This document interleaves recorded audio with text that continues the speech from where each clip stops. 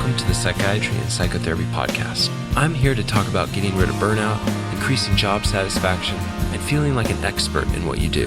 One thing that created a lot of burnout and angst for me was trying to get continued medical education right at the last minute. So why not join the CME membership and do CME while listening to this podcast? Go to psychiatrypodcast.com, sign up, sign in, take the test, and the certification is emailed to you in seconds. Welcome back to the podcast. I am joined today with three residents, all third years: Serena Mammon-Weber, Hassan Kanani, Grace Kim, and this is live in Florida. This is the first Florida book club session, and this book club, we will be going through Viktor Frankl's Man's Search for Meaning. I've spoken about this in my Therapeutic Alliance series on logotherapy. If you want to look at the research on how this has played out in like evidence-based trials, that's a good episode to go through. But in this one, we're going to be going through, in particular, his life and the book that he wrote in a 9-day period after he was released from a concentration camp, actually the 4th concentration camp he had been through. He wrote this book in 9 days, and it was released in 1946 in German, without his name.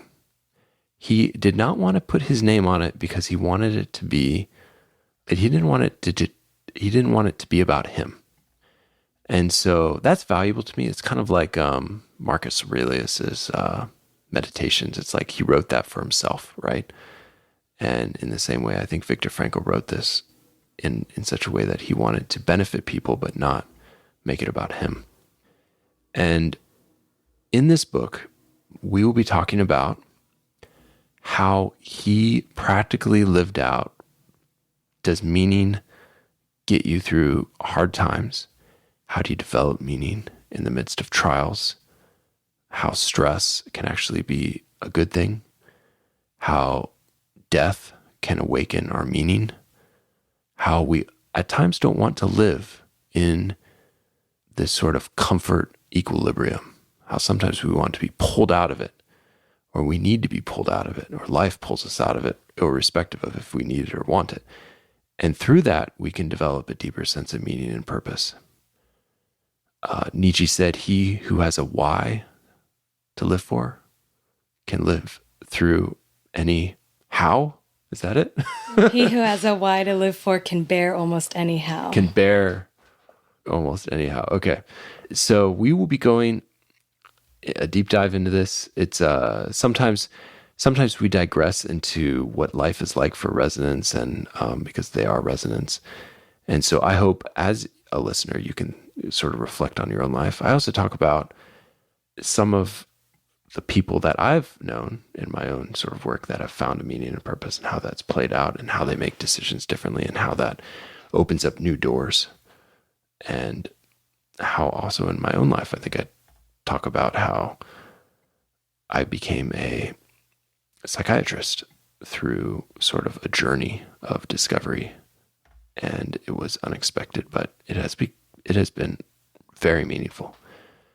And then we end talking about how this has played out. Just reading this book has really ignited in us some changes. So I hope that you enjoy this, and I hope it inspires you to read the book as well. And if it does, I'll put a post on this on my Instagram, and you can jump on and comment your thoughts and how it's touched you. And then I'll be sure to read that and comment, and we can enjoy as a community together. And if this has been helpful, let me know, and we'll do more books that you should read as a mental health professional. So we were having some coffee the other day together, some ice cream. And we were talking about, it would be a lot of fun to come on here and talk about Viktor Frankl and my favorite book, Man's Search for Meaning. I'd put it up in there like the top 10 books you should read if you are into mental health. Okay.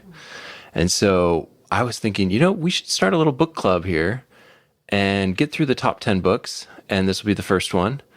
So if you haven't read the book, please go ahead and purchase that book, that audiobook, or both, and read along with us and think through our thoughts on it. So, Hassan, break down, what were some of the key like things coming out of this book? Absolutely. So I guess the purpose of life was something that stood out. Simply, the book introduced logotherapy through Viktor Frankl's experiences through the concentration camp, and through his experiences, he was able to help me understand what it means to have meaning in life and what that would look like. I think there were a couple of things that stood out for me. Let's start at the top.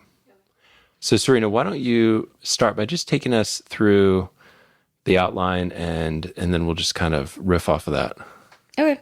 So in the book, Viktor Frankl first talks about his experiences in a concentration camp, and then he goes more into the aspects of logotherapy. So in his experiences, he talks about how horrible it is to be brought to one of these camps. And in total, he was in 4 of them, including Auschwitz.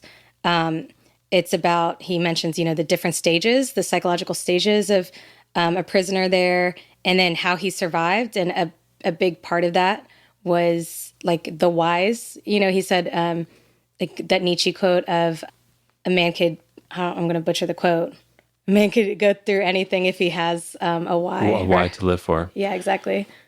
Yeah, it's kind of like this idea of if you have a purpose, a meaning, then you can suffer. And that suffering can be put into perspective of that meaning. Yeah, and I think it's a powerful book because, he actually was a psychiatrist before he went into the concentration camps. He was someone who had, written letters with Freud. He had a falling out with Adler. He was married. He had a private practice. He worked at what sounds like a pretty busy inpatient psychiatric hospital for a while. And then, he got drawn into this drama of World War II, put into a concentration camp, and it's a tragic story. It's like, it was actually like I had to like stop listening to it. I'm a big audiobook guy, so I had to like stop listening to it after like 10 minutes at times because it was just too much. You're right. Mm-hmm. Yeah, same. Yeah. Did any of you did it wear on you psychologically just listening to the kind of the torturesome realities of concentration camp life, Grace? Yeah, he definitely didn't try to go into all the gruesome details of Holocaust because everyone knows about it. But regardless, he talked about how people suffer through, undernourishment, being, beaten and things like that. And it is still very emotionally taxing. And so I also had to pause multiple times throughout the very first part of the book just to relieve myself and also kind of think about what they went through. And he has very nice little quotes in that first part as he's explaining what he observes in prisoners, and you just get to reflect what that would look like. Yeah. How about you, Hassan? Was it weighty at all for you to read that part? Yeah, thinking back about it, it did take me much longer to go through the first half of the book. I noticed that I was taking a lot more pauses. It was harder for me to get through it. I was more hesitant to, read through it, in big chunks at a time, but absolutely, looking back, it was tough to get through it. It was a lot. Yeah. He said, as far as how horrible everything is with the lack of food and the abuse, he said something. It is not the physical pain that hurts the most, and this applies to adults as much to punish children, but the mental agony caused by the injustice of it all, and that a blow that even if it didn't hit him, even if it doesn't hit the mark, it can be a lot more painful than one that does. So it's like the mental agony. So it's not just, in addition to all the hunger and suffering, the fact that they're there in the first place, that they literally have nothing that they had before except for their own bodies. It can only be a shock. Yeah. It seemed like some of the hardest part was the experience of other people's malevolence, especially people who are like Jewish people who are living, surviving, trying their best to just, make it through this horrible experience. But because of it, it sounded like horrible to the other Jewish people, so some of the Jewish people were employed by the concentration camps. And that seemed like really difficult, or just like the cold and the harshness and it seemed like at times they had them busy doing things that were completely repetitive. Like not necessarily for a purpose. Like move this dirt from this side to the other side and then move it back again. And you're like, well, wait a minute. What is the purpose of my suffering? Right? Yeah. He talks about, the different kinds of things that he could focus on, and that having this manuscript, right, logotherapy, he already had that idea and wanted to write about it and had written much of a manuscript that he then lost, or was taken away from him actually when he came to the camp, right? And just having that and knowing like, oh, he needs to share this with other people was a reason he feels like he survived when he got ill and was weak. Yep. And I think also that he talked about how he had this manuscript about how meaning is important, but then he realized his journey through this and it would be like a testimony to this reality, which would be a far stronger argument than actually some like philosophical treatise, of like, how important meaning is, which I think is so true. This story, and I think it's timely because we've just gone through a very difficult period of history relatively, like going through COVID, a lot of people were isolated where they've never been isolated like that before. They were deprived of human connection. One of my patients is basically, multiple of my patients have been isolated largely to their home alone, without real human connection, but maybe like every 2 weeks they'll see someone, and, if you have no meaning in a difficult life, I've found I have one patient in particular, he's like, I have no meaning, I have no purpose. And it's really hard for him to find that.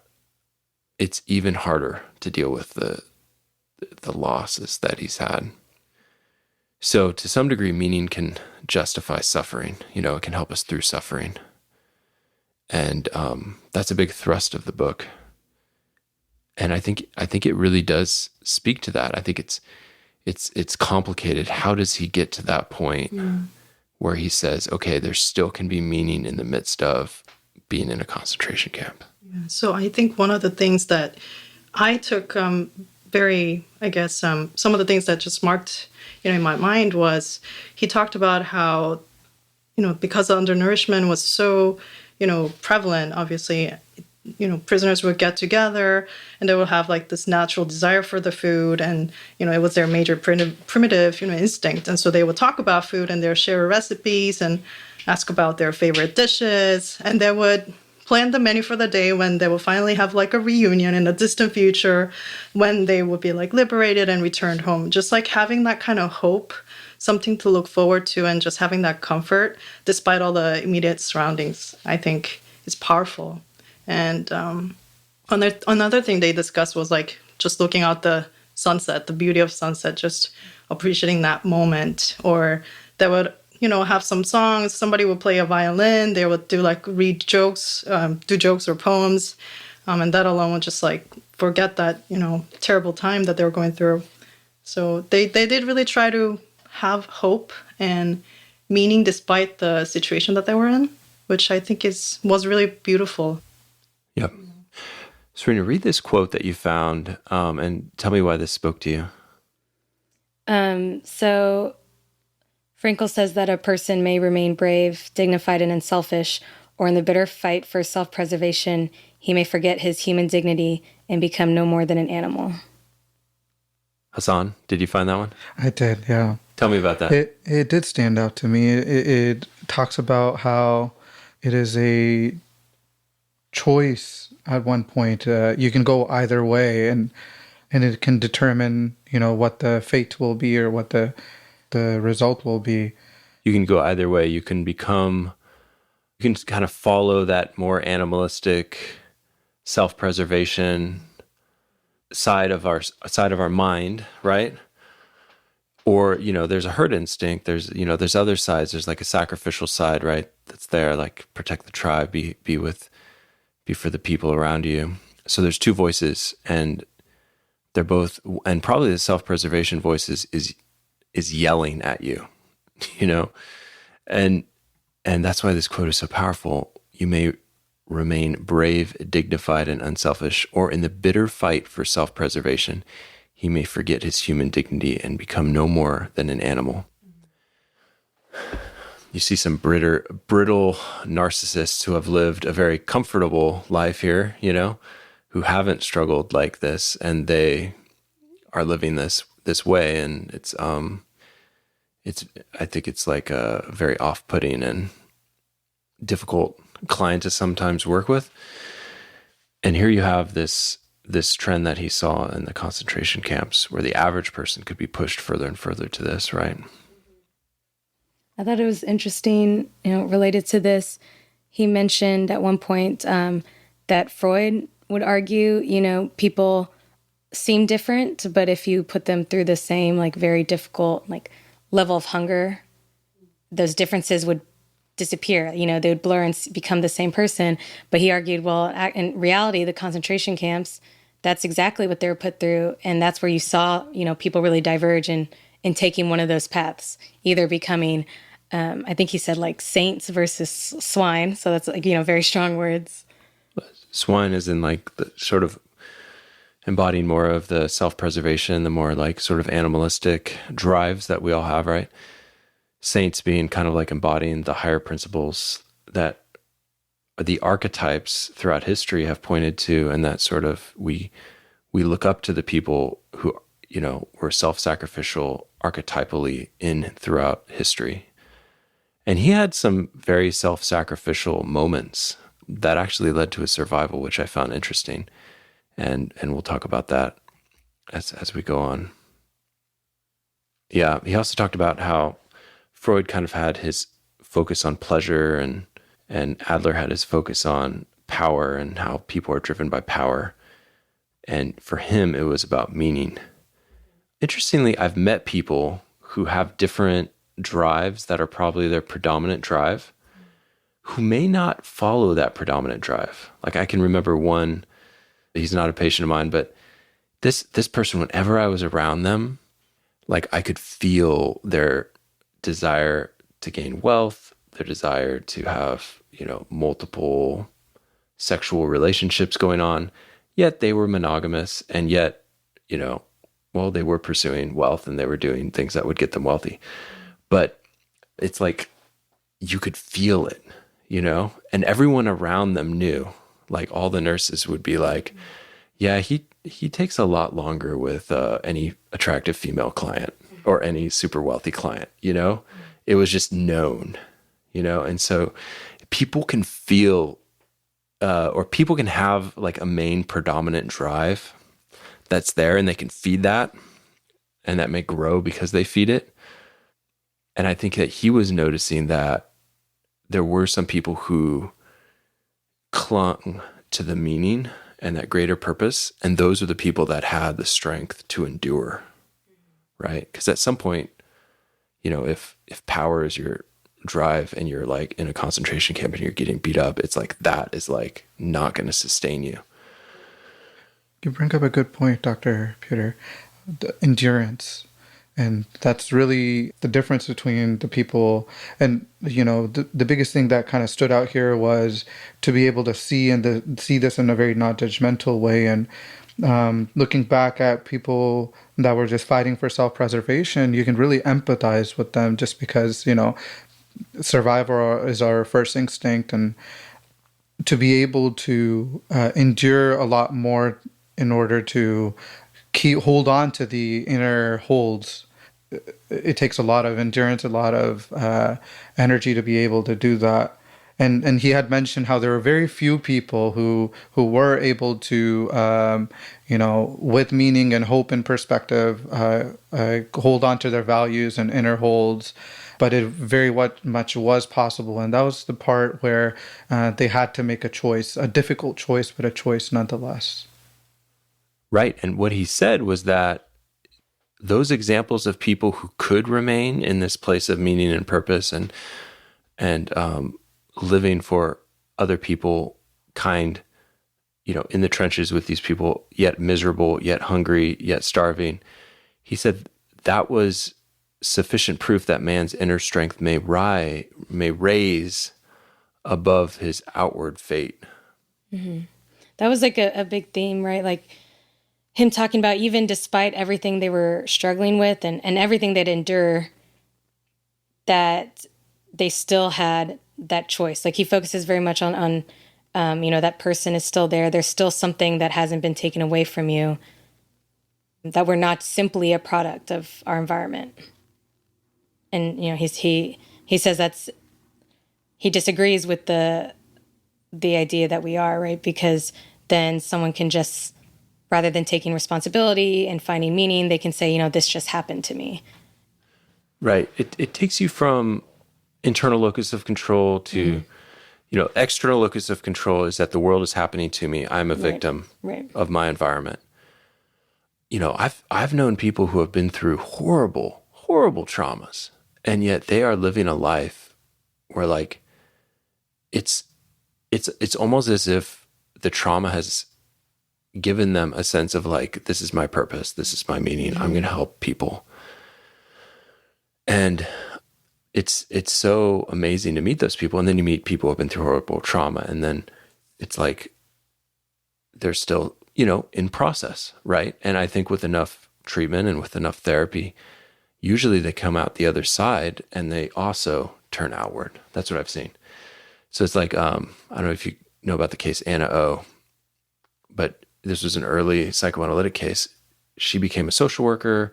She became someone who was very charismatically empowered to like do this huge, human rights thing, And so I've seen a lot of patients after a couple years of really deep therapy, they turn from thinking about themselves all the time, very egocentric, just because they're trying to survive, to like helping out. Like I had one patient who became a teacher in an impoverished area.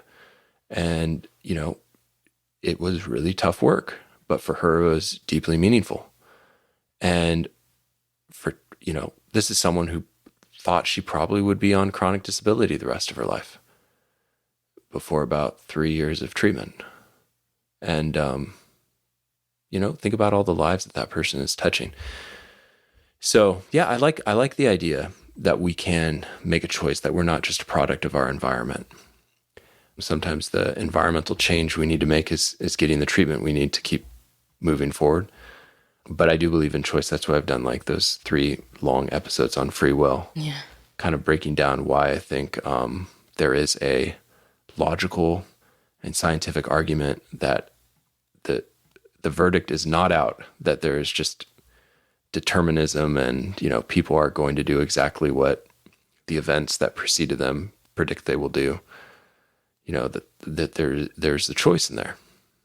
And, we're talking about with this, even if there is even if there was some, ultimate answer, we don't know what that is. It's not like you can plug in, there's no computer system we have, right, that can plug in exactly what you're going to do. And we don't know how much of it is actually there. He mentions even a Nazi, if I remember correctly, who was like one of the worst people, and he found out later in life he had kind of redeemed himself and become a very caring man. And how like even in that situation, like you even with that same person, you just don't know how people are gonna be. You can always make a choice and change. Yeah. There's good examples throughout history, biographies of people who were going one way and a series of events happened, or, some moment of epiphany, and they went directly the opposite way, and they made a huge difference in countless people's lives. Yeah. So Serena, take us through part 1 of the book, and what were some of the things that jumped out at you? Yeah, so in part 1, he has experiences in a concentration camp. Basically, he talks about coming to the concentration camp, how terrible it is, being stripped of everything you have. You lose your clothes, your hair's shaved, the shock of being there. and, kind of the stages that are involved in the psychological stages of a prisoner. So first there's a lot of shock. Then there's apathy, which is kind of a defense. You're getting used to it. And also that's when you start seeing people, divert in the way they treat one another. And then he talks about, what was it, basically? That's what this section is about. What was it that through all the brutality and the suffering, what kept him going? And those are, the whys. Yeah. So shock, apathy, then depersonalization. Interestingly, he talks about how depersonalization was when they were liberated. So it was almost like they came out in this dissociated, I don't feel quite like myself state. Bitterness was also a potential stage that people would have. Just the brutal conditions, the hunger, the lack of sleep. I'm thinking like low frontal lobe function, right? So it's like usually meaning, purpose, those things are more like my brain is fully operating, right? Mm-hmm. But actually I can relate. There were some points when I was in the most suffering, and like when I used to row, we'd be in a state of just, we were beat up for a couple weeks at a time, and you'd be really, really, really tired. Like I remember one time walking my bike up this not a very steep hill, just walking it up very slowly on my way back home from like school because I was just so run down, And so I think there's in that state for me, meaning and purpose, like reminding myself what I was doing, why I was doing this, it was like a constant question. Like, why are you doing this? Why are you doing this? Why are you putting yourself up with so much suffering? If any of you have done the ergometer, you know what I'm talking about. Or maybe you've done a little bit, or you can relate. As far as, Hassan? Yeah, I guess not as much rowing, but just exercising, A lot of times, you get into the routine and sometimes you get off track. And typically for me personally, when I have been on track, it's really the meaning that has kept me together, what that means. It's not the exercise itself, but it's, being able to be more functional. Or I would say even more than that is like residency. Yeah. The first couple years of residency, yeah, you're I'd like say working for sure. more than 80 hours, under the table. It's very difficult. And I remember being on night float for like 6 weeks straight. Oh man. The last like 2 weeks, I was like in this like, am I alive? Just going from one suicidal patient to the next psychotic, angry patient to the next angry intern who wants you to do something. It's like you just wander. For us, it was, you just wander around like 3 different hospitals, going from one to the other. And I imagine a lot of you who are listening, some of you who are listening to this are either going to go into that and you're like, okay, why am I choosing to do that? Or you're in the middle of it right now, or you've gone through it and you may be a little bit like burned out. We Hassan's like, yeah. Yeah. Hassan, tell me about that. Yeah. I think there are points in time when we get comfortable and we sometimes lose focus of why we're doing certain things. And those are times when we do get more burned out. And burnout I see as an alarm sometimes on kind of refocusing on what the reason is for what I'm doing. Yep. And I think for me personally, every time I've been burnt out, I have came out stronger on the other side. And the book does talk about what doesn't break you makes you stronger. It doesn't quote Nietzsche, but it basically says that he who has a why to live for can bear it almost anyhow. Yeah, that quote comes from Nietzsche, and I didn't know it came from Nietzsche, actually. That was pretty powerful. But, it's that point of like, he talks a lot about meaning coming from struggle. Not that you have to suffer to have meaning, but I think most people can probably relate, even if they haven't done residency, just the times that we're struggling the most, you often think more about what life is about and what you're doing, I've found a couple people reach out to me for coaching who have come to a place where they're comfortable in life. Like they're an attending, they're comfortable. They could just be cruising through at this point in their life. But there's this aching underlying thought, like there's something else, you know, am I just going through the motions in my day to day, or am I missing this like peace, right? That we're talking about today. That's like, am I missing this like peace, this like purpose? And how do I live out that purpose? I love it when I get those people. It's like, awesome. We're going to explore that. And sometimes it comes out in dreams, actually. Like the dreams reveal the truth. It's like the dreams are speaking to them directly. I wish I could tell the particular dreams, but I'm gonna like... I could speak about my dream. Yeah. Like I had a dream one time where, I think it was during med school, actually. I was choking myself, like almost like killing myself in my dream. I woke up and it's like, what am I doing to myself? And then that was, I mean, obviously medical school is difficult. I think it was like probably step 1, step 2, I don't know, something else was going on. I was very like beating myself very hard, obviously. And so when that dream like came up, I realized I really am killing myself. Like I need to be compassionate with myself, that it's okay. I don't need to do this to myself. And that was like a really big realization. Like that dream like still sticks to my mind, and I don't want to do that again. Like driving myself to that point where I think I'm killing myself, you know? That's powerful. It's, you are in the dream and you're choking yourself. Yeah.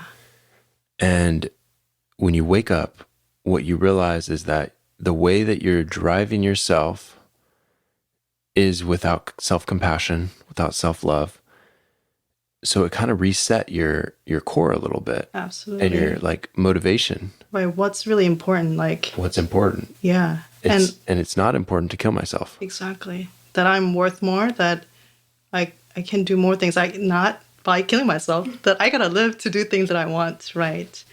Yeah. Yeah. And how did you change after? Yeah, like definitely. What was the mindset change that helped you? So not beating myself over like test scores or not doing enough for residency. You can never do enough. Exactly. And then quickly learning to accept that it's okay. And I think acceptance was really a key part for me, actually.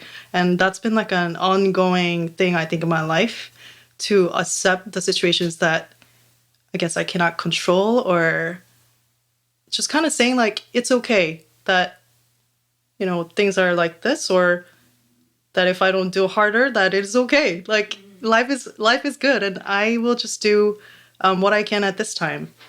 And I guess in similar ways of, you know, what Viktor Frankl is saying, you have choice to make in certain situations. And I guess for me was to accept and make choices that will allow me to change certain things that I can do, like at that time, and just live happily. That's great.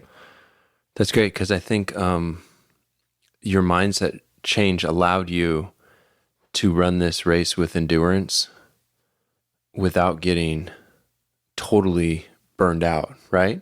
Because if you beat yourself up like that and nothing is ever good enough, no test score is ever good enough, you're never well enough prepared. In medicine and psychiatry, there's always more things to learn, you know? And so accepting the things that we cannot change and not focusing your attention on those things, but focus your attention on the things you can change. Right. There's a serenity in that for sure. Serenity. Sounds like the Serenity Prayer. Yeah. Yeah. No, but he talks about that, right? Like kind of accepting and not, because if you hyper focus, or he called it like hyper intention. Yep. If you do that, then it's more likely to happen, right? Like the negative stuff is more likely to happen because that's what you're hyper focusing on, and as opposed to like accepting and if it's something you can't change, he said like change ourselves instead, change our attitude towards it. Like Yep. So Yeah. so applicable. That's a crazy challenge that he put out there. That we can change our attitude, Like that's the last human freedom, that they can't take that away from us. The way that we look at things. Everything can be taken away from a man, but one thing, the last human freedom, to choose one's attitude in any given set of circumstances, to choose one's own way. It is this spiritual freedom, which cannot be taken away, that makes life meaningful and purposeful. I love that. It's a good challenge. I mean, don't think by me saying these things that like this isn't a struggle. Like I need to recalibrate myself as well from time to time. It's like, why am I doing this? What am I motivated about? Like there's different stages in your career as a psychiatrist, there'll be different things that kind of get you off track, you know, and to remember like, okay, but at the end of the day, I'm doing this because of these reasons. And so how do I choose how do I take my choices and align them with that purpose? Like I get offered to do different things, and some of them are very like financially like, wow, that would be very nice. But then I'm like, but I don't really believe in that. Like, I don't even want to say what it was recently, but you know, it's like, I'm not going to promote a drug or a genetic test or something like that unless I actually really believe it. And then it's going to come out naturally. It's not going to come out like getting paid like $100,000 to promote this thing, you know? But there's a temptation there. But I got to keep my goals aligned, you know? Because otherwise, like, what am I doing, right? I don't know. There's things more valuable than money at the end of the day. It kind of reminds me in the book how it talked about how to follow your conscience and to act accordingly, and how happiness and success will follow. Because if we go towards happiness and success, we probably won't achieve it. Let it be a side effect. Yeah. Yeah, like byproduct. Happiness as a side effect of pursuing our meaning, pursuing our purpose. Yeah. And happy, I would say joy. Joy is like that too, right? Satisfaction, deep satisfaction. I often think to myself, like, okay, if I were to die, and like if all of the people that I impacted were to be before me, and they were to be able to tell me how I impacted them, like that to me is like how I think about like, okay, that gives me a piece of understanding on what is meaningful or purposeful. And by the way, guys, if you're in mental health, you probably don't realize how big of a crowd that would be. Like if you are in the trenches day by day, doing therapy, doing medication management, you have no idea. You just don't. But because there's a ripple effect. So it's not like you just affect that one person, you know, like let's say you're a teacher of like residents or you're a therapist and you teach. Like there's a ripple effect, not just to the resident you're teaching, but to the patients they're treating. And to your patients, like, you know, mental health affects the family for sure. To the families and to the community and to their friends. And, you know, like this one person who became a teacher in this like very impoverished area, it's like those kids, right? Those kids are benefiting. And often they're totally ungrateful in the moment, right? That's the other thing I've realized is like, like the best, sometimes it's like years later, right? Then you get gratitude. You're like, oh, yeah. Thanks, Doc, for doing that the other day. As in, like, patients would say, you know, like for sticking through whenever, at the moment when we were going through like therapies or medication management, they would like hate you for doing that or, you know, but then later things turn around and they're like, thanks for being there and sticking through with me. Yeah. I had one patient literally charge me on the hall because I had detoxed her from Klonopin. And then I had told the pharmacy to burn the Klonopin so she wouldn't be taking the Klonopin with her, okay, from the psychiatric hospital. So it was like day 5, she was being discharged, and she straight charges me in the hall. I jump through the door, shut the door, and lock it, right? I'm like in the resident room now. I'm like, oh my gosh. She's like banging on the door, Dr. Pewter, I'm going to kill you. You did not have any right. That was my personal property. She ended up being there 2 more days. No, that was a joke. No, I think she left, but then she saw me again. Like I saw her again, like in a supermarket. Oh man. Okay. Oh like, man. Like So my literally, nightmare. literally like 3 months later. Okay. And I'm like ready for this woman to charge me again. Like I'm like a little bit like bracing, and I'm a big guy. So it's like kind of funny to tell this story. I'm like 6'5", and just like this little thing. But anyone angry enough can do some damage. So she sees me and she starts to head towards me, and I'm like, okay, I'm looking at her eyes, like, okay, can I trust this woman? And she's like, Dr. Pewter, thank you so much. I am so sorry. And she was like a totally different person. And I was like, oh, okay. Yeah, nice to see you. Yeah. I'm like, okay. Can I let my guard down with this person yet? Probably not. But Okay. it's so important to think about like the effects of every interaction. I try to remind myself, even if I'm having a bad day, like that doesn't mean to, show that I'm tired or that I'm like not with it, because seeing your mental health physician or being at a hospital, like that's such a huge experience, right? That's going to carry with them like forever. I had a patient who came, I saw them last week. I'd seen them a month before. It was it ended badly. And I remember thinking, oh, that's unfortunate because I couldn't give them something that they wanted and, miscommunication. But they came back last week saying, I've, in all my experiences with mental health, it's always been a very poor one. And, I just realized that like this place is different and I want to, Well, and that's probably why it was a really rough start, because every experience they had before was very difficult. And, people can have horrible experiences for real. I mean, they're put in a place against their will. They're given medication. It may cause side effects, akathisia. So now they're like, they gave me this medicine and I'm worse.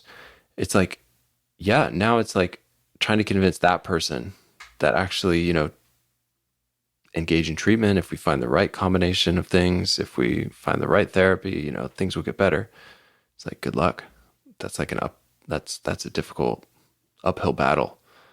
And, if, I don't know if you've read The Center Cannot Hold. Yes. You have? That might be a future one, by the way. That's a very good book. That would be a really good book to do. Evelyn Sachs, who is a lawyer at USC now, had very severe schizophrenia. And she goes through all of the graphic details of her journey. I do believe she has schizophrenia. She's on clozapine now. And I've met her, actually, in person, a small group. And she really is a survivor of this this disease. And one of the things about reading the book was she had been through a lot of trauma in her journey in mental health, because the time she was put in restraints felt like a trauma to her, because the psychotic beliefs combined with the restraints, it made it into something that was a life or death trauma. And so she had to, work through that in psychotherapy. So just realize like patients can have vicarious trauma.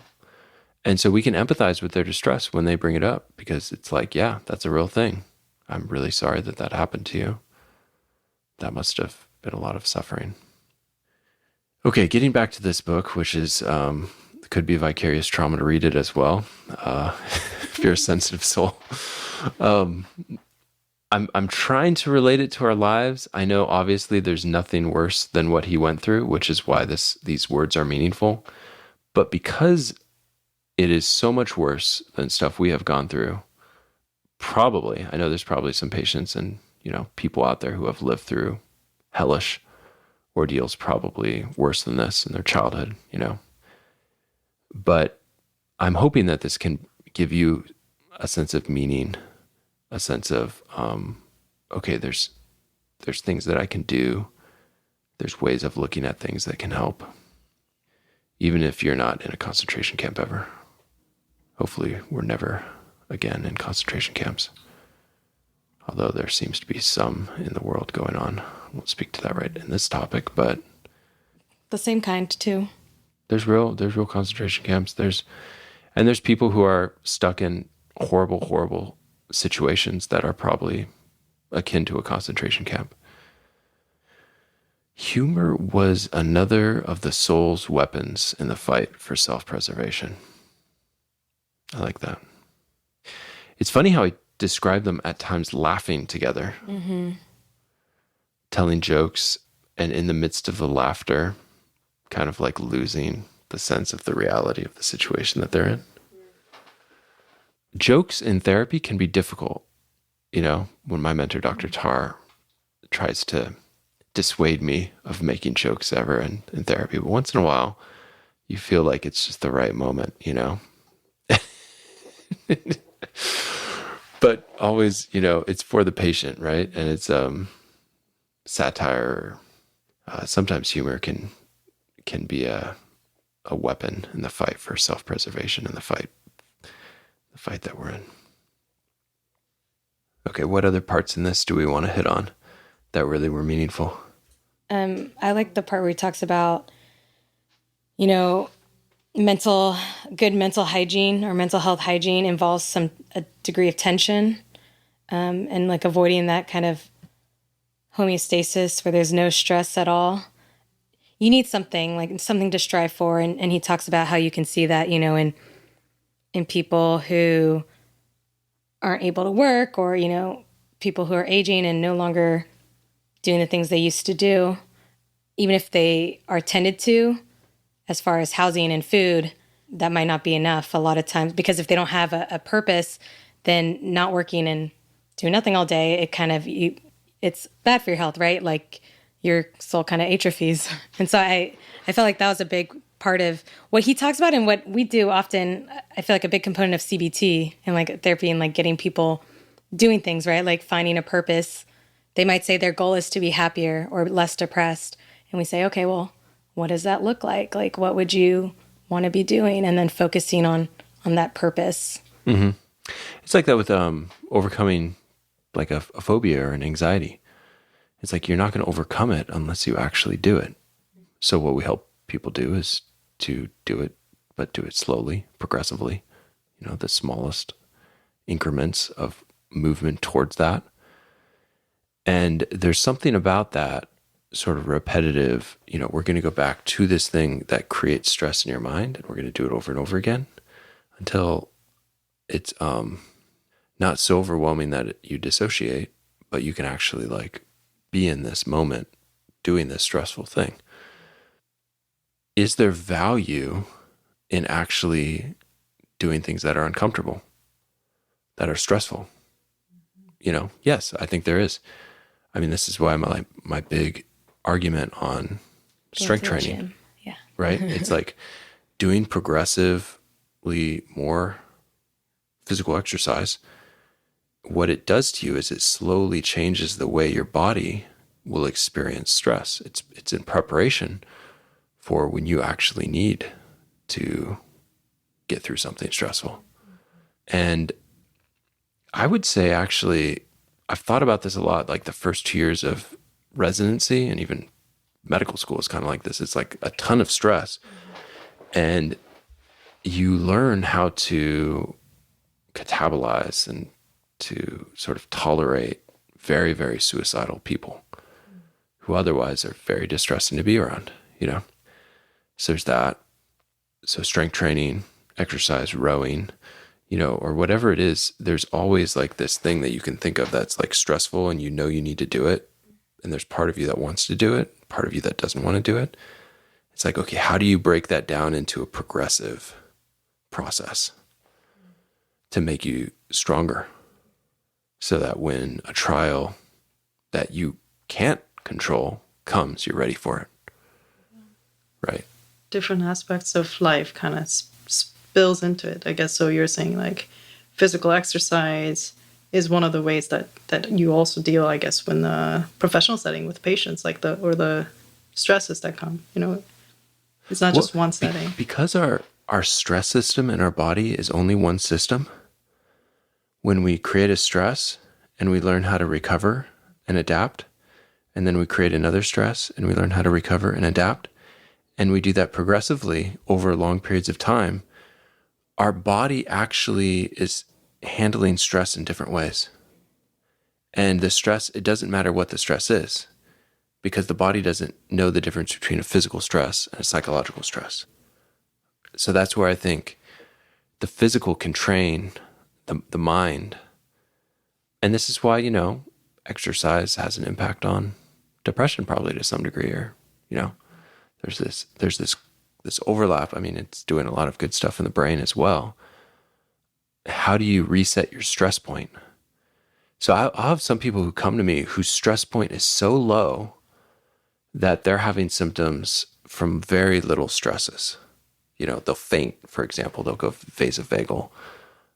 Fainting is it's almost like it's when they're dissociative, instead of just having a little bit of numbness or feeling disconnected from their mind, they'll literally faint, or they'll have a psychogenic seizure.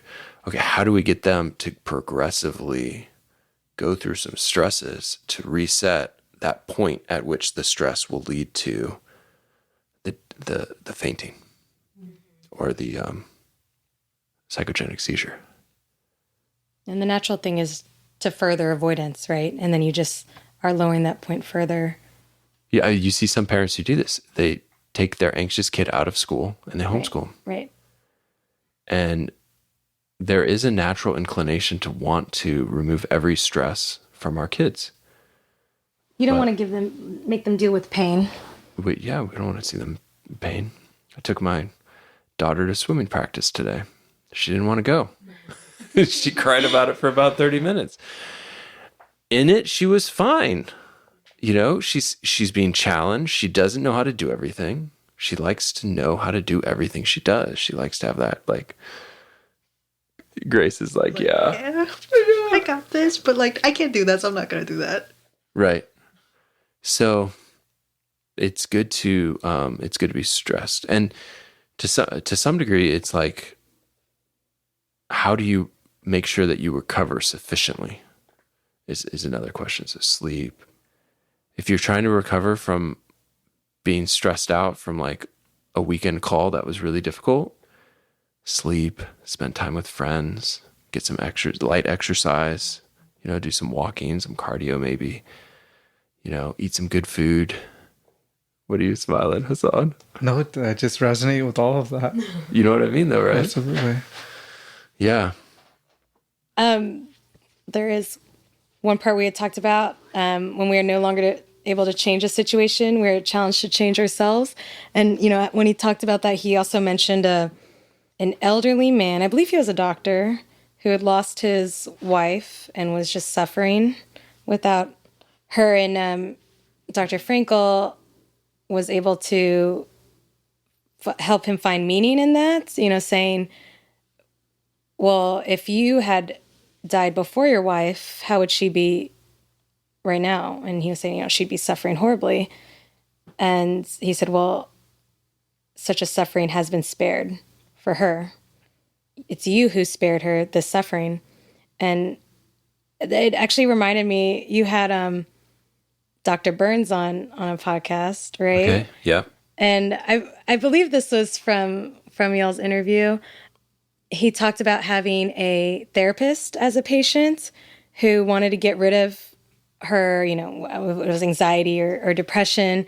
And he pointed out that it allowed her to connect with her patients and how much how it itself, had a positive side, and how it totally changed the way she saw herself and her suffering, because you just made the suffering have meaning and give it, it's still suffering. You can't change, he can't bring his wife back. That happened. Yeah. But you can see it in a different way, that there is purpose in what you're going through. Yeah. So I've used this before successfully. I felt it was successful. It's like this idea that, so one partner outlives the other partner.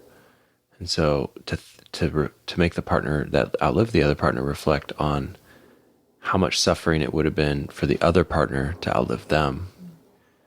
and get them to sort of meditate on how they've spared them that suffering, it changes the meaning of the outliving the other partner, to think that you had spared them the suffering because that's your love for them is part of the grief.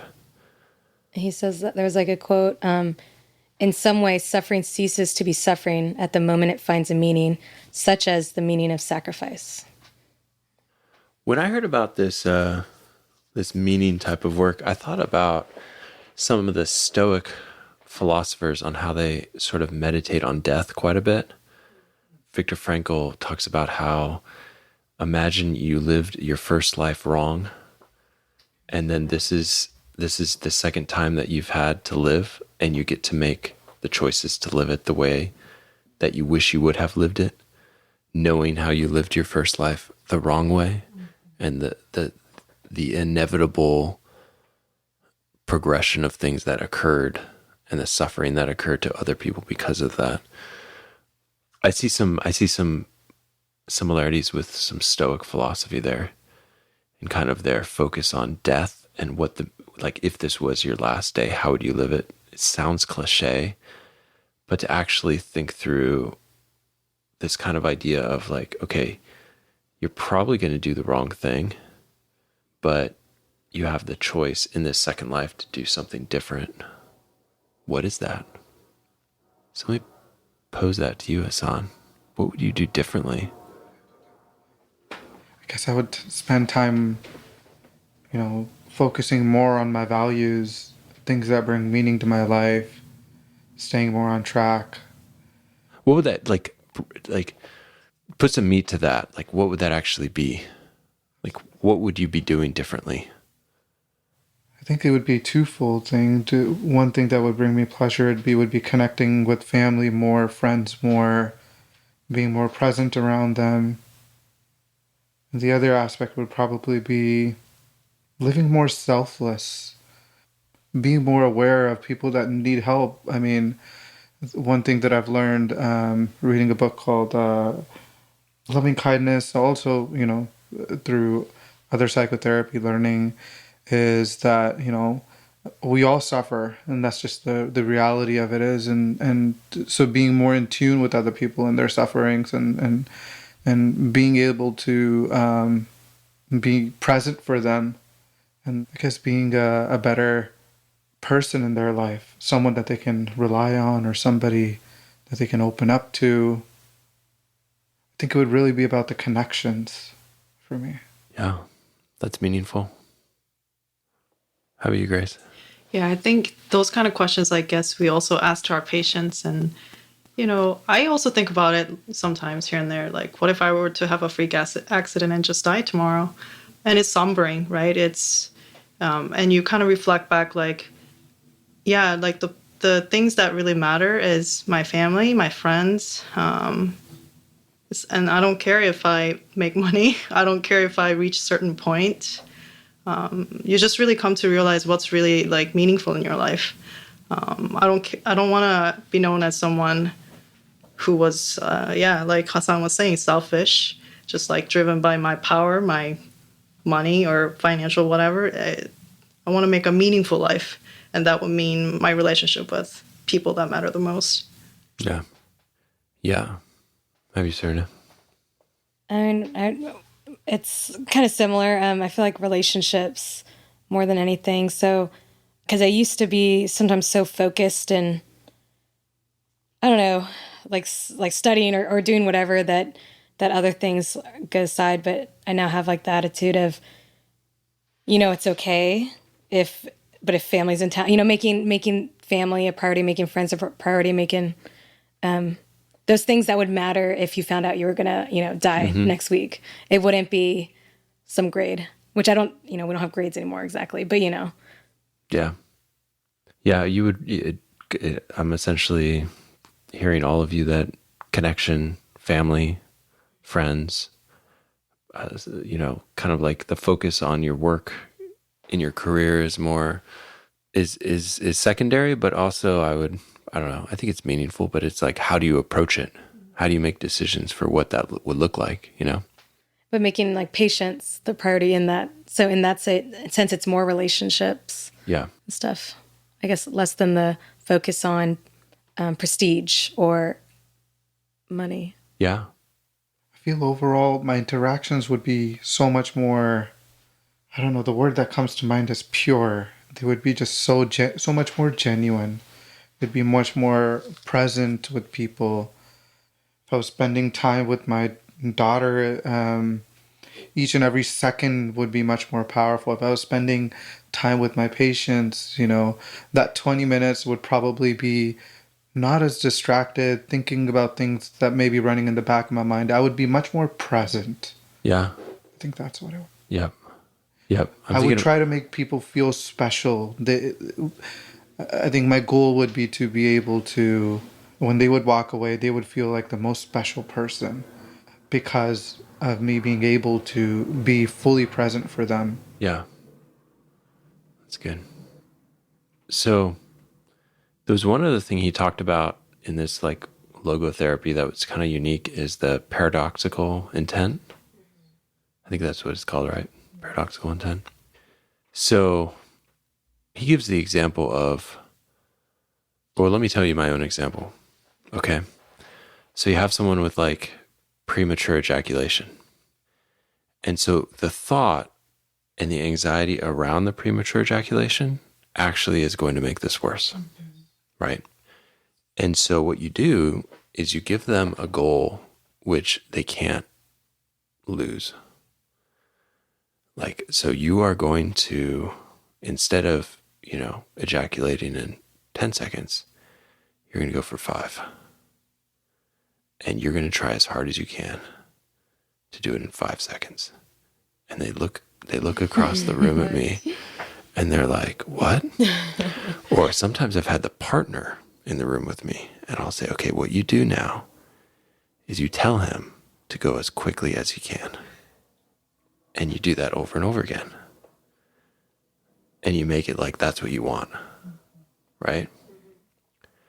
And it changes the pressure and takes away the pressure. It's liberating. It's liberating, right? Yeah. So that's paradoxical intent. And another patient I had was so fearful of passing gas in his class that he was in. This is like a professional student. And the anxiety of the fear of passing gas would give him incredible gas. Like, I don't know if you if you're an anxious gas person, but like you just get all like bloated and everything.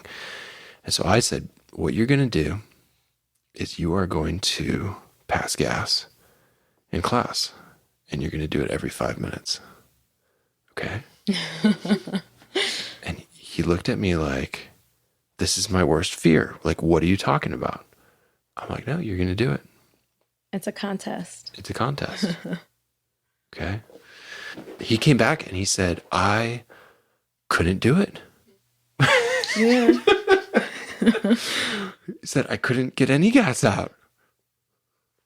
It was like, Because he wasn't anxious in the first place. it moved him from that, like, the fear, the preemptive fear, Any thoughts on his discussion of this? I liked it because I feel like it's so true for so many things.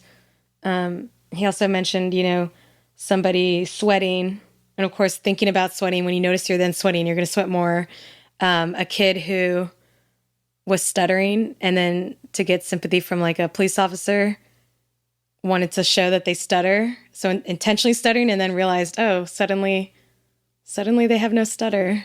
Yeah. So trying to stutter. Yeah. He was trying to stutter. So trying, instead of, fearing sweating, you are going to sweat 10 times more than you normally do. Okay. Instead of, or laughing at it. He talked about making it, like pointing it out in an ironic way or a humorous way so that it takes the fear out of it, rather than it having power over you, you're having power over it. Yep. Yep. It's creating a scenario that it's like they think they can do and they can't lose at that one. But then when they can't do it, it's like they really win.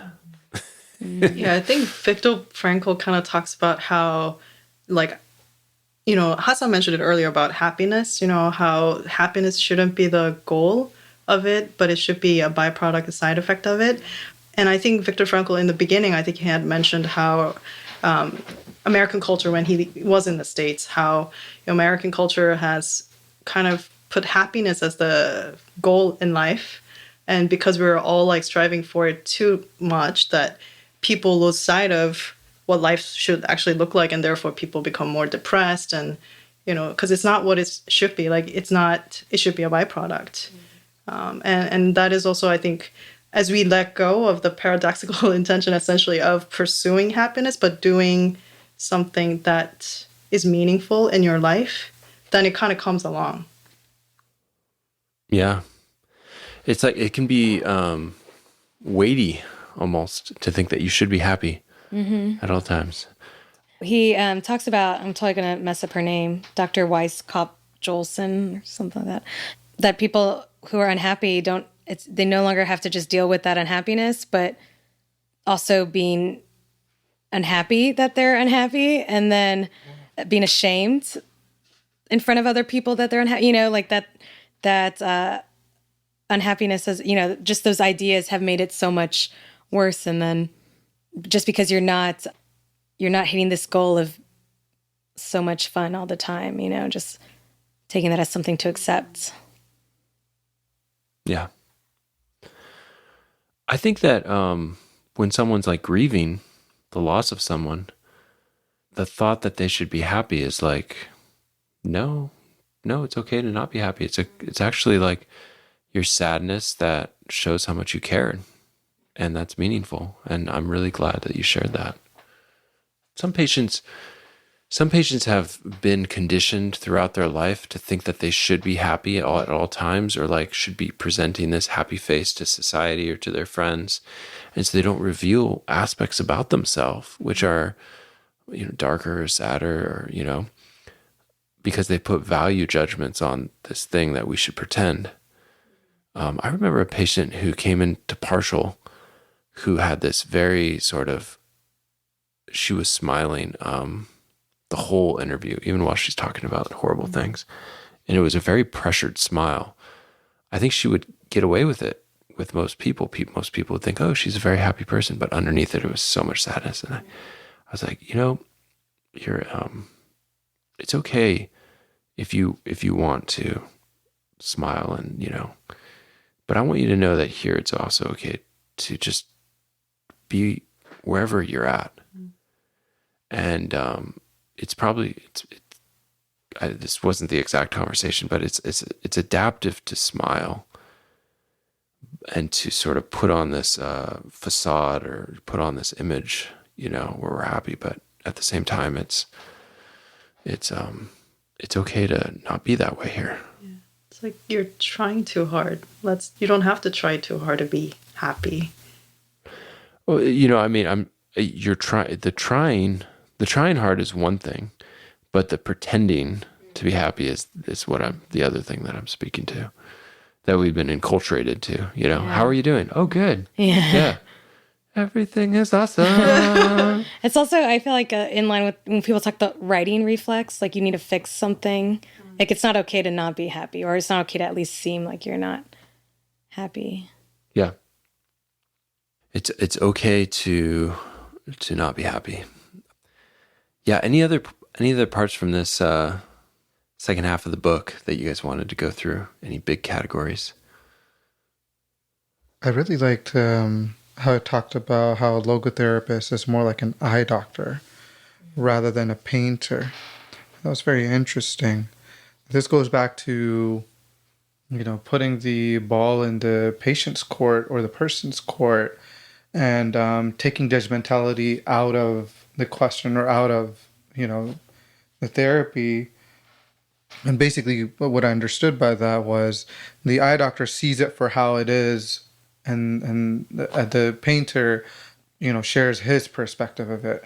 And so it's really important for the patient to be able to figure out his own meaning, and for us to be able to observe on the outside and help him get to his meaning, rather than our interpretations of it. So I think the biggest thing that stood out there was not being judgmental and helping the patient, getting to the most genuine version of self and kind of finding himself through meaning in life. Yeah. And to that point, I think one of the other important points is that everyone will have different meaning, and that moment to moment, that meaning could also change. And I think that's important. That it doesn't always have to be like a fixed meaning that you have, because like life changes all the time. People change, events happen. So I thought that was important, especially for us, as psychiatrists, mental health providers, to be aware of that and in interacting with our patients. Yeah. Yeah. What is meaningful? I think, like even within the same religion, maybe the same like sect of the religion, you could meet people and they're not going to have the same meaning. Like even if they believe the same concept, the same, it's like the meaning and the purpose that is embodied is very personal. And so we don't want to necessarily put our meaning or purpose or what's worked for us on another person. We want to kind of approach them and be curious what is inside of them. I remember I was creating the videos for the microexpression app. And so I was showing people YouTube videos. And I had this one guy who I showed a series of really bad things that were happening all around the world. And the only one that he got sad about was people with disabilities, like people with physical disabilities. And what occurred to me when I was watching this over and over again, I was like, well, this is what's meaningful for this guy.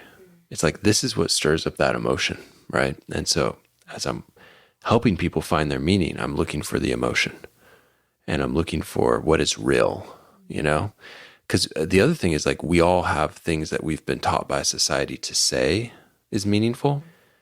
And so like there is those sort of things of like kind of like the superficial meaningfulness that we project that we should be, I should as a psychiatrist prize this over this, Like if you're a psychiatrist, you can also have a phase in your life where you're like, well, I really just got to take care of my family, And so I have to choose a job that does that first, and foremost.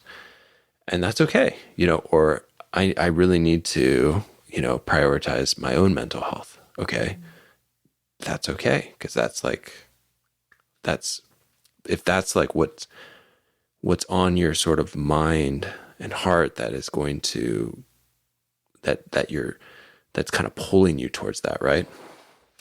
Frankl talks about this as like fate. He kind of like said, well, I sometimes just allow fate to occur, and how like, was he supposed to go with this group of people here or stay and take care of this person with typhoid?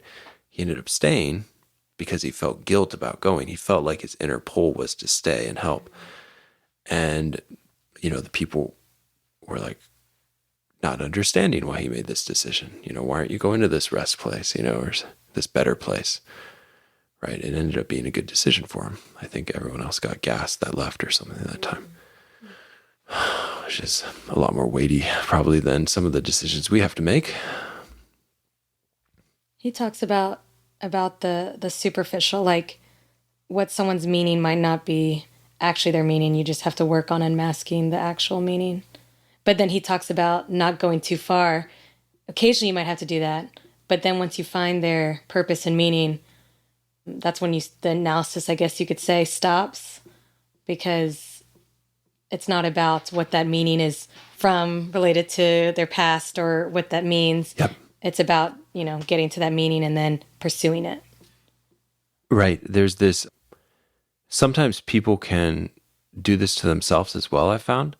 I had a person just this week who had this deep desire to help people in a particular way. And then she said, well, maybe I'm just sublimating from blah, blah, blah. And I'm like, no, No, this is sublimating is like when you have a sexual drive and you go dance or something like that. This is like a deeply profound sense of purpose that you're talking about. Like, let's leave that there, right?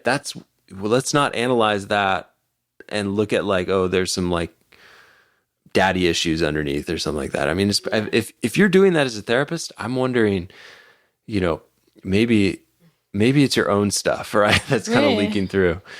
So it's like, no, when you find that like profound truth, that meaning, that purpose, that drive, it's like, yeah, you just got to like stop there, right? And he says that, right? Like, for those who say this is just a defense mechanism or like reaction formations, I would not be willing to live merely for the sake of my defense mechanisms, nor would I be ready to die merely for the sake of my reaction formations. Like, this is a purpose. It's not just something to... Yeah, and I'm glad he said that, honestly, because like, I think if he wouldn't have said that, it's almost like, how do you have that argument with someone on a logical basis? He's like, look, I've lived this. Yeah. Like, I've suffered. I get it. Like, I didn't suffer because of a reaction formation. Like, there's something of substance here. And I think that's what suffering does to some degree, is it takes you past the fluff to like what is really there. And sometimes what is really there is like yelling at you, like, pay attention to me. Don't let me die. This is meaningful. I'm recalling, I think in the book it talked about how there's a person who was meeting with a psychotherapist for 5 years and wasn't happy at his job. And, there was a reason that kept on coming up, but, that really didn't help much. And so I think he met Viktor Frankl, got therapy through him, and they realized that, the reason he was unhappy with his job was because there wasn't meaning and he was looking for something else. So you had to... Right. So he presents to a psychoanalyst, and the psychoanalyst is saying like, look, this is your issue with authority. This is issue with your daddy. Yeah. And he has him in psychoanalysis for years. And in one session, Viktor Frankl is like, no, your job is miserable. I've said that to some people. Like, some people, there was one person who came to me who was like really burned out. I was like, well, that's kind of the environment of the job, right? He was at a job, I won't say the name of it, but it's like, if you're a therapist in this job, you get to see a patient once a month. If you want to see patients intensely and do the work, it's like once a month is not enough. You will be driven crazy by that schedule, or like a psychiatrist who's like, has no control over the amount of patients coming in. And so they're seeing patients like once every like 6 months. It's like, and they go to their boss and their boss won't change it. It's like, okay, there's a problem with like, the environment that's, forcing you to see these clients in such a way, right? It's not just you. You're burned out for a reason, right? You're burned out because of actually a lot of studies on burnout that I've looked at, it's the environment that makes a huge impact on physician burnout. And a lot of it's surrounding like busyness and, not supporting them in their work, basically. You say not every conflict has to be a neurotic or pathological thing, right? Like in that scenario, it was natural for him to not be happy in his environment. It didn't have to be analyzed necessarily about his childhood. Yeah. Or there was one guy I saw, and he was in therapy twice a week for 2 years. And once I actually got him to do a sleep study and wear a CPAP, he felt completely normal. And I think it was like directly related because his Epworth sleepiness scale was like a 12. It was like super high. It was a super high number. And so he was tired all the time. Well, some people are tired because of chronic trauma and stuff that's going on like that. And some people are chronically tired because they're not breathing throughout the night. Right. So you have to see the big picture. Any other big points we haven't hit yet that you guys definitely want to hit before we wrap up? I think we might make it a little bit more practical, I think Viktor Frankl mentioned about how do you discover like meaning of life, I guess, and then he talked about 3 different ways, and one is through work. Creating some kind of meaningful work or doing a good deed is one way to find meaning in life. Second would be through love, which is, experiencing something that is good, true, beautiful, or something, by loving someone. And third point was suffering with dignity and having the attitude as we're going through suffering and how that transforms a tragedy into a triumph. So I thought that would be some points that you can practically kind of reflect on as we are searching for our meaning, in life. Yeah, and I would say about the work thing, sometimes the job that you take makes you realize what you don't want to do. Like I started off in medical school thinking that I was going to be an orthopedic surgeon. I want to do the surgery too. You want to do surgery too? Initially, yeah. Yeah, so I spent some time doing orthopedic surgery over my second summer in medical school. Went over to Dominican Republic, Haiti, spent some time with this amazing surgeon, Scott Nelson. And despite him probably being the archetypal surgeon I would want like to be, right? I realized it wasn't me. And that I had this kind of like idealization of it, which didn't really come to be like, this is me. Can you see me being an orthopedic surgeon? No. I'd be like, You're perfect. I'm like, yeah. And then I thought I was going to do med peds. I thought that for a long time. I interviewed all the way through med peds. So many programs. And there's like 2 days, the interviews. It's horrible. It's like you do one peds day, one internal medicine day. I hope that's changed. And I didn't match. And when I didn't match and I read that letter, I heard in my mind, psychiatry. And before that moment, I had not thought serious about psychiatry. Really? So it was like, it was something deep from within me. And I was like, psychiatry? I was like, I want to run away from that. Well, look at you now. But Found your I wanted to calling. run because I probably needed some therapy on some of my previous life stuff. So, I mean, it's definitely me though, right? But it's like, it's so sometimes you do things and you pursue them and then like something happens and you're like, there we go. And you didn't know. And I think this is another point, but it talks about how life is a movie and the movie doesn't end until death happens. And so sometimes, we're at a point and life may seem terrible, but that's because we haven't reached the end or we haven't reached like at an appropriate, time, maybe not a climax or something. And so it's hard to judge if it is fair, if it's helpful, if it's going to help you towards the meaning or it won't. But I know Viktor Frankl talks quite about how with super meaning, being certain that life does have meaning. So in those times when it feels like everything is falling apart, but if you're going towards your values and following your conscience and working towards that, yeah, and with that, I would say, like when I'm helping clients work on this, we've started to crystallize like, okay, these are the things that have value for me. These are the ways that I like to practice my life. Like, so there's this one person in business I'm working with who's definitely a high achiever. And this person likes to make decisions on what is 100% best for the person that she's working with. And she has, lost lots of money doing this, right? And no one else around her, like the people, her comrades, are acting in this type of way, or a lot of them are not. And some of them are doing a lot, they're getting a lot more money coming through. And yet there's this super long game that's starting to happen where these referrals are coming to her based on these people that she's helped. And, they can tell, like someone can tell if you're really for them. And so she's getting these like referrals, and this type of thing. And so this is a value. Okay. A deep value. Now, a new opportunity comes. Does this new opportunity and does this person you are going to work under align with this value that is so true to you? And it doesn't. Okay. And can we put that into perspective of these values that you have?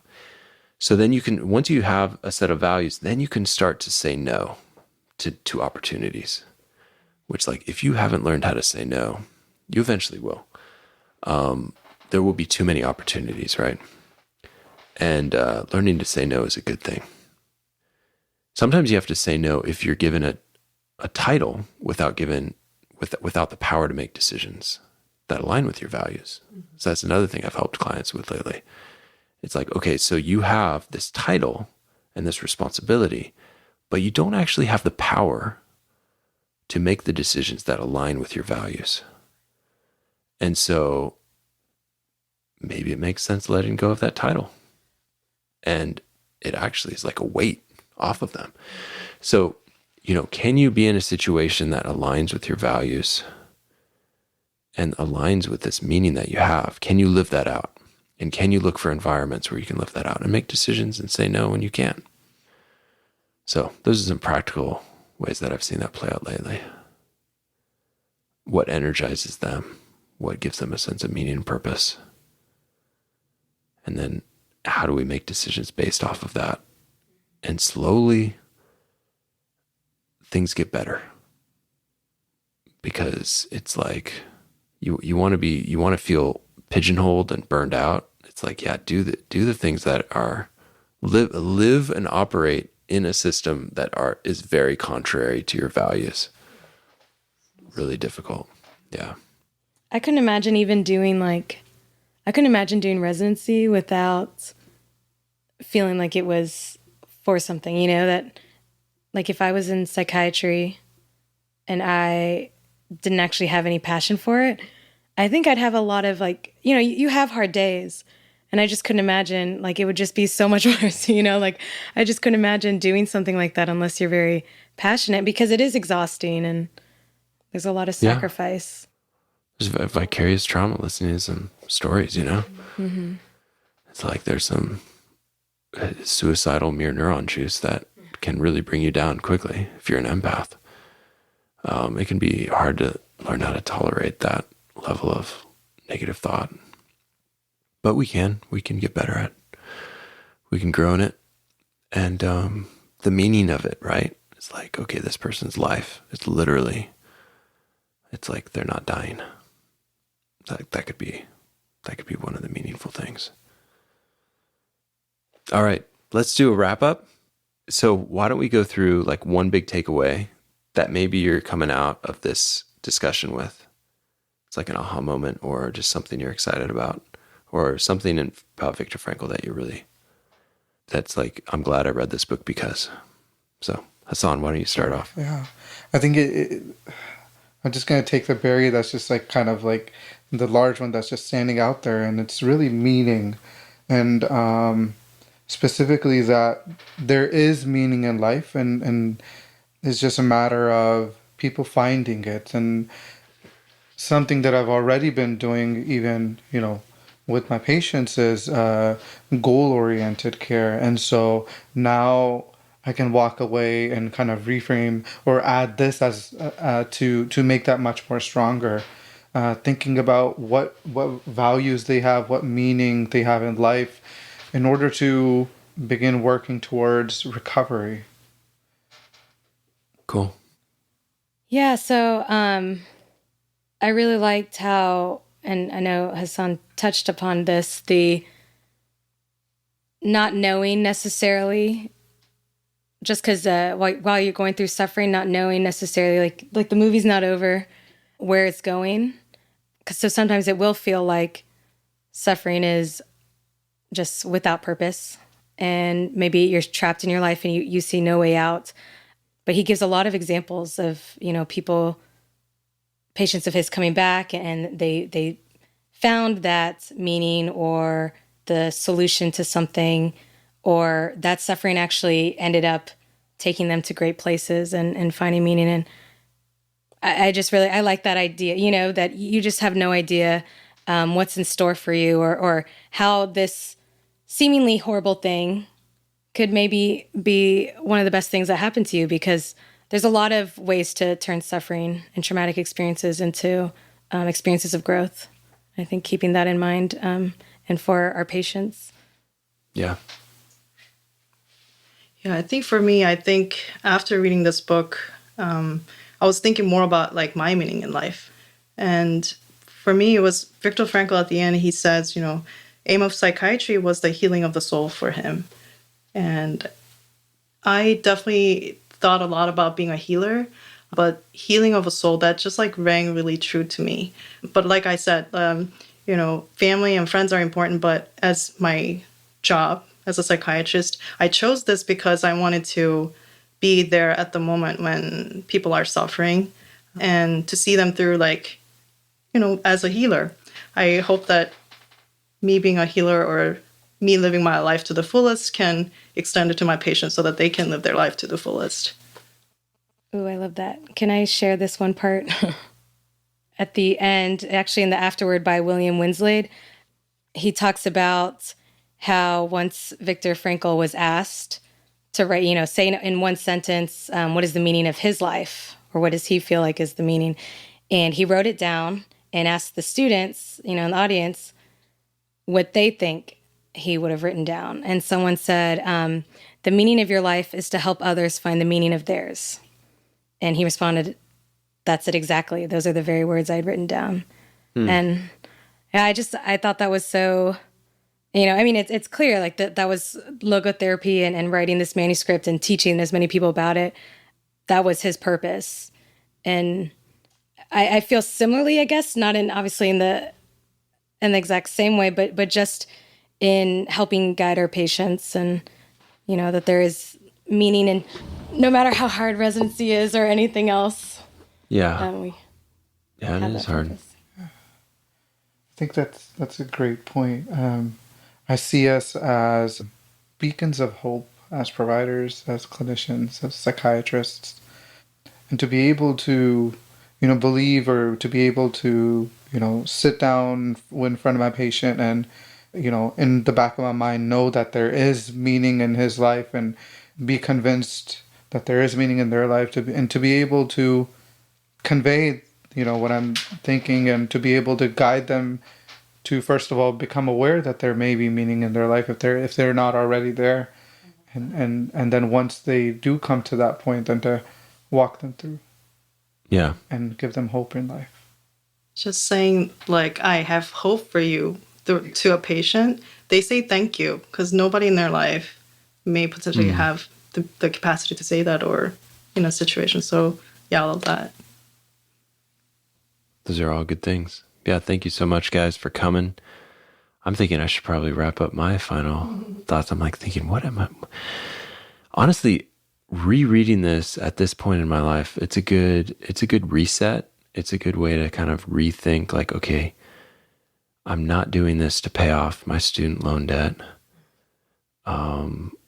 You know, so there's these things that kind of like barrage and insert themselves into your mind, you know, which I probably think about more than I should, right? So it's kind of like a good reset to be like, you know, at the end of the day, like, what is meaningful for me? We moved out to Florida for the kids largely. We were like really excited about this school. And that was one of the like, that was the moment that I decided, was when I went on the tour of the school. I was like, I want my kids to be at this school. And so I think for me in this phase, it's like family, kids, you know, like they're only young for a couple more years, you know, and to really capitalize on those years. And that's meaningful for me. So it's like, okay, put the phone down, put the laptop away, put the stress of all of the things that I'm trying to balance away, and be present with them. So Hassan, your idea of presence, that was meaningful for me. And learning from you guys, you know, as you read through this and as we talk about it. And I would say the other aspect is, at the end of the day, the thing that gets me really excited is producing content where people are growing themselves and able to better help, their own journey and also the journey of their patients. And initially I started out thinking I would be able to walk maybe with, a couple hundred people, and this has become so much bigger, and I'm thankful for that. And that excites me, and it gives me a sense of meaning and purpose. So whenever I hear stories about I was, from something you said, I went into therapy and I feel very different now, or, from something I learned from you, it's helped me better connect with patients. That's very meaningful for me. So that energizes me, that keeps me going. So that's probably work-wise what excites me the most. But yeah, thanks guys for coming. This was fun. Thanks for having us. Thank you. Yeah, we'll leave it there.